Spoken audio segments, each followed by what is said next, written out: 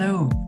On this day when Mercury is going retrograde in Taurus, and it's aspected by Mars, Mercury is said to be like the prince. So he loves to learn, he loves to communicate, he loves to share with his friends. And Mars is said to be like the soldier, so he's always battle ready. But with Mars aspecting Mercury while Mercury is going retrograde, this is an important time for us to pause before we speak. This is an important time for us to be patient with our own processes of analysis and problem solving, right? So anytime we're doing something that involves the intellect, it's a good time to just take deep breaths. But I wanted to share with you some remedies, some practices from Ayurveda that have to do with the same thing that Mercury has to do with. So the planet Mercury, according to Jyotish, which is an aspect, a large science, but a piece of that is medical astrology. Medical astrology very much relates to Ayurveda. It's really where Jyotish and Ayurveda meet, overlap, interweave. And in this sense, Mercury represents buddhi, or our deeper intellect, our quieter mind, the part of our mind that's employed when we are problem solving or creating something new. When we're in a quieter space and we're really thinking something through. I often think that Mercury relates really to the left brain, Moon relates more maybe to the right brain.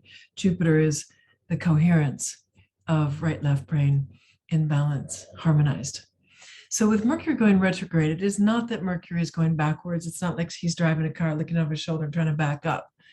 Actually, what's happening is that Mercury has come closer to planet Earth because of the elliptical nature, because of the optical illusion. It looks like the planet's going backward with the naked eye, but it isn't. It's going forward. It just happens that it's closer. That gives the optical illusion of retrograde motion. Because it's actually closer, what it's actually doing, it's making Mercury even stronger. And what does Mercury represent? In addition to the analytical mind, it represents precision. It represents order. It represents to have our accounts in order. It represents having the precise word. And so Mercury is wanting us to be more careful in our planning, more careful in our precision, in our programs, in the things that we're putting together, even in the problems that we're solving. So by coming closer, Mercury is asking just a little bit more of the Mercury aspects of our lives. Mercury is asking us to be more careful. And I think it's important to recognize that careful means full of care. So I've got some care practices, self-care practices for you that may help. But first, a little background, just a little context. Ayurveda says that health is not only the absence of disease, but health is when all the tissues are strong, there's optimal flow throughout the body, the mind is clear, the senses are sharp, and you are stable, grounded in the heart. It's quite a beautiful definition of health. Ayurveda also says that there's three primary causes of imbalance or disease.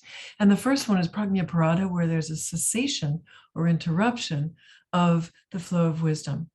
The flow of wisdom throughout the body and the flow of wisdom from brain to action.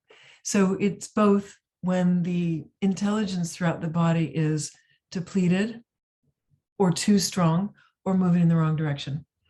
It's when we actually have our own intelligence, we know what we should do, we don't do it. An example is we know that we maybe should have a healthy meal and go to bed early. Instead, we go out with our friends, we have pizza and we, party all night. So it's fun to see our friends. Social life is also very important, but I think you get what I mean. We often override our own intelligence. That can be conscious, that can be subconscious. So that's one of the primary causes of disease. A second primary cause of disease, according to Ayurveda, is improper use of the senses. It's really important. We may be seeing something or hearing something, and we follow that. We overly externalize. We get overly caught up in the world outside of ourselves, and we forget who we are. We forget to listen to the inner wisdom. We forget to listen to our own guidance because you are your own best guide. The third primary cause of disease is a doshic imbalance. And the doshic imbalance can be physical, it can be mental, it can be mind driving a physical imbalance, etc. But if you think about it, the first two are very clearly related to the mind and how we use the mind, how we use our thoughts, how we use our intellect, how we interpret sensory input. And even the third one, well, the mind can still have a whole lot to do with whether we're living in harmony or we're not. So in May, which is Mental Health Awareness Month, and on this day when Mercury goes retrograde, I'd like to share with you two simple things. One is a way to draw your awareness inward in order to calm and nourish your mind, and to use the five senses to do that.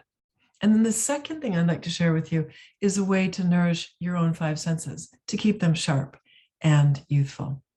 So the first thing is that there's a practice called Pratyahara. It's one of the 8 limbs of yoga. And Pratyahara means to turn. Ahara is a word that in Ayurveda we use for food, but it's all that nourishes us. So it's that which can nourish us through the eyes, the ears, any of the five senses. Ahara is basically all the inputs, including food and including water. Excuse me. It's all the things that come in to the body, to the mind, to this system. So pratya is to turn from. So pratyahara, to turn from those external inputs to internal inputs. So it's simply a matter of closing your eyes.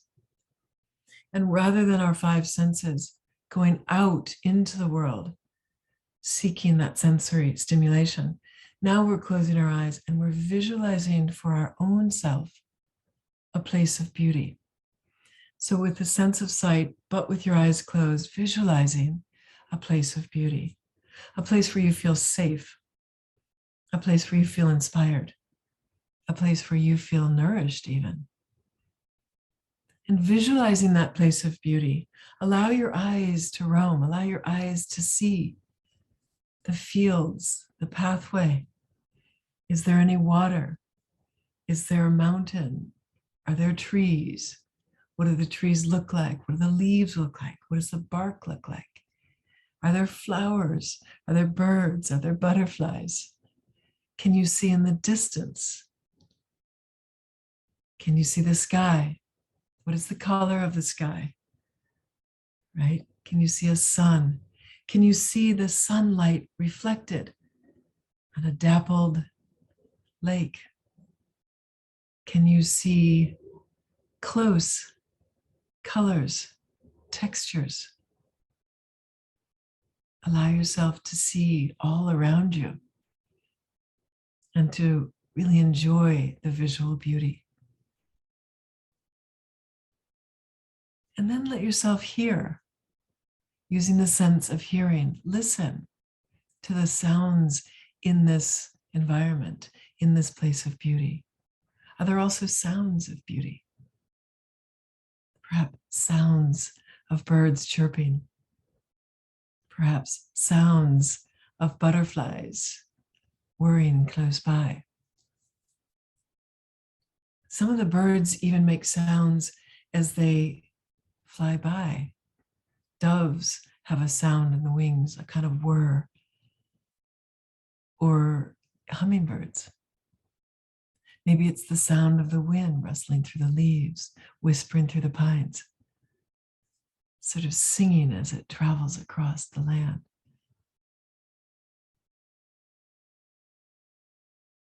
Maybe it's the sounds of silence. Even that one can listen to.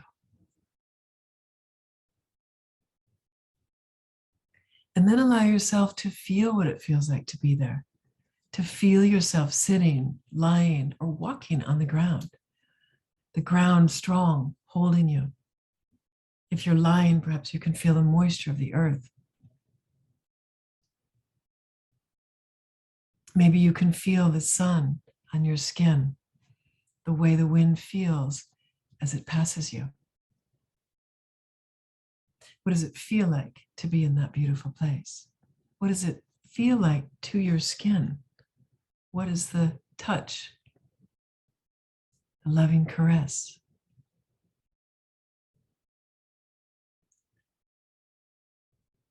What is the aroma? What is the fragrance? Is there a perfume from the flowers that rises? Is there a smell just of fresh air? If there's a water, river, lake element nearby, can you smell the moisture? Can you smell the fresh water? Can you smell the ocean, the sea? What does it smell like here?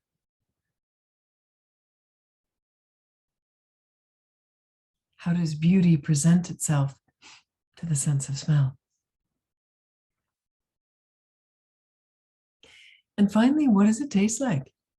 Maybe there's a taste in your mouth, a taste that tastes refreshing, tastes like peace. Maybe there's no taste. Maybe you could pick a rose and taste a petal, or taste the leaf or the flower of lavender. Maybe you could imagine what it would taste like, the grasses, the beauty, the sunshine. Maybe if there is a river or a lake, you could cup, in your imagination, you could cup the water and taste the freshness of that water. What does it look like, sound like, feel like, smell like, taste like to be in this place of beauty? How does it nourish each of your 5 senses?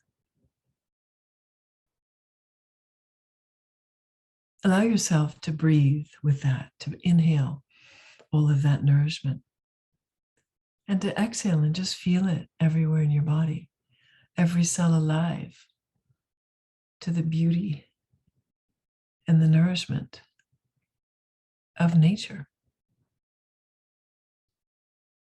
Recognizing that you too are every bit as beautiful, majestic, and mighty.